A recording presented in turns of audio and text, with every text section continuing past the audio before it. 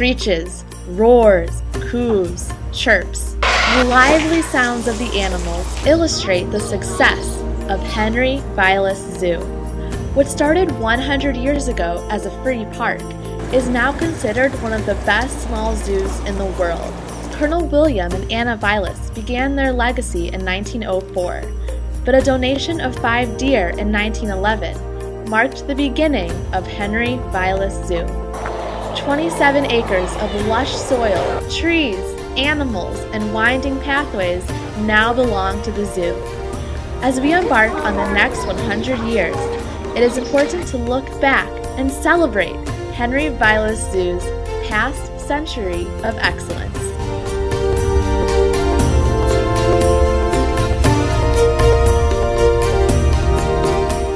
We lived on Winger Street. I lived, like I say, right up on Aaron Street. We grew up on Orchard Street. My husband worked here for all those years, and my brother worked here also, so we just spent days here. If I was born in 1922, I probably started coming as soon as I possibly could.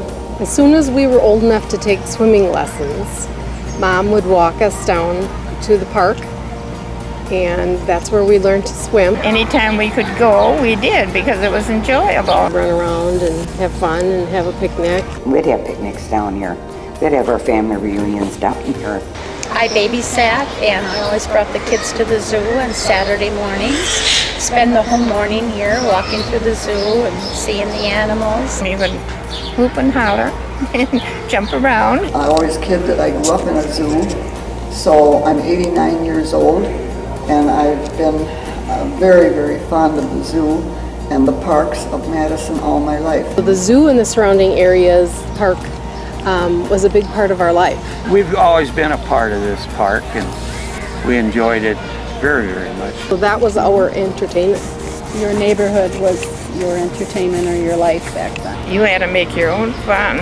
We had fun at the park. A fun time, you know. This day and age, kids don't know what fun is. We just have fun here. You can just spend the whole day here and not see everything.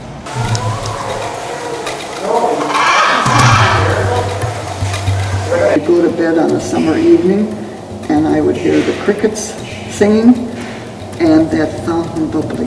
When we lived at home, we could hear, I call it the cry of the peacock. We could hear it all the way down the road. We could hear them in the morning. They'd talk, you know. Is that some animal making a noise? Monkeys screeching. My cousin could hear the roaring of the animals day and night. I could hear the lions roaring. The roar of the lions, which we could almost hear from our house. I'd wake up and I'd hear the lion roar. A good alarm clock, I guess. Elephant trumpet and the peacock squawk. It was a whole other world. It was just a wonderful, wonderful place.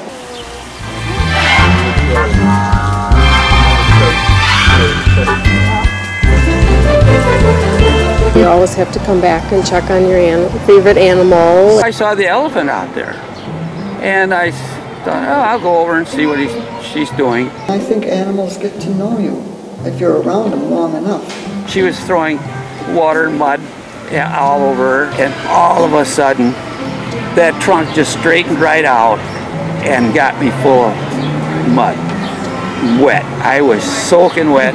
When I was a kid and I was growing up and I'd look at the animals, I had a feeling that I was almost talking to them. I swear I thought I saw her smile.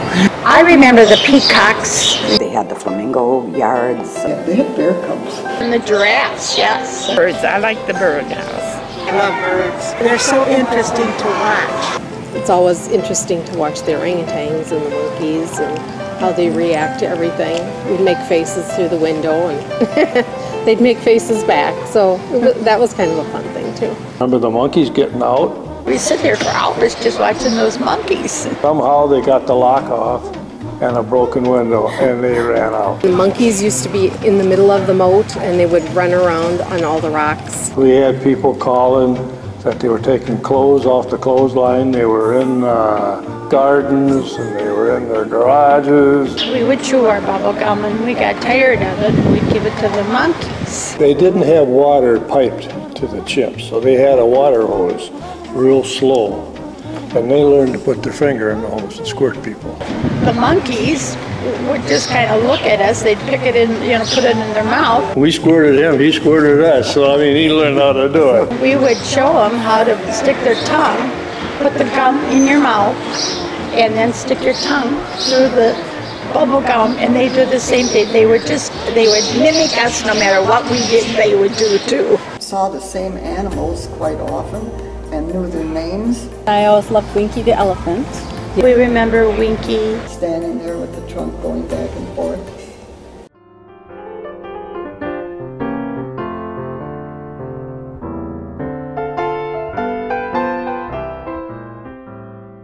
Riding the camels. They had camel rides on Sunday afternoon. Coming here and getting camel rides. Camels had bright striped blankets over their humps, and we'd always imagine which pretty one were we going to get to sit on. No wonder they're called the ship of the desert, because you not only went up and down, you went sideways too. Well, my own children, we brought them here for camel rides and to see the fireworks. Fireworks? Oh, and we always had fireworks here, and that was a big thing. It was a fun place to come for 4th of July. The fireworks used to be just fantastic, and the whole yard, all the grass was filled with blankets. And it was so exciting to get the right spot. And I always wondered what those animals, felt the next days after that.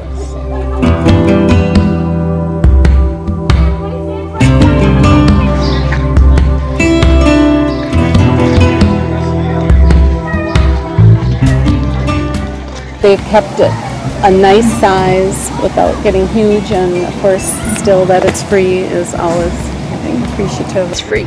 It's still free. That's something amazing all those years. I think it's so wonderful that the zoo has remained free admission. We enjoyed it when we were young. We still enjoy it coming back. I just kept coming and enjoying it. I'm still here today.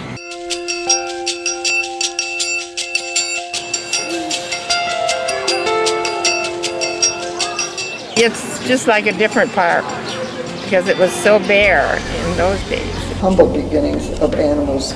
We had no penguins. It's really changed. It's really,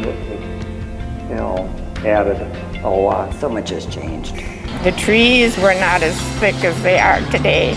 It's changed a lot, updated, brand new, new surroundings for animals. New exhibits. I like the change. I like to see how they've done it. The zoo has changed, and it's good. It's a good thing. The habitat that they have for the animals now is so much better. And they're more out in the open and instead of enclosed in a cage. The lions can go out and the tigers and that.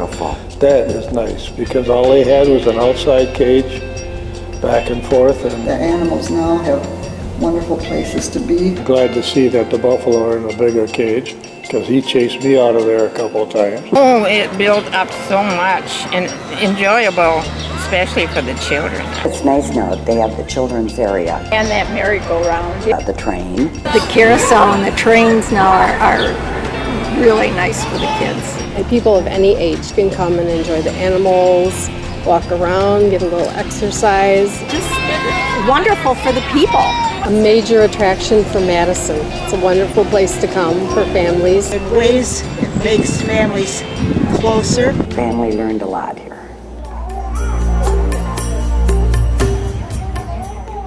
Henry Vilas Zoo has touched the lives of many families.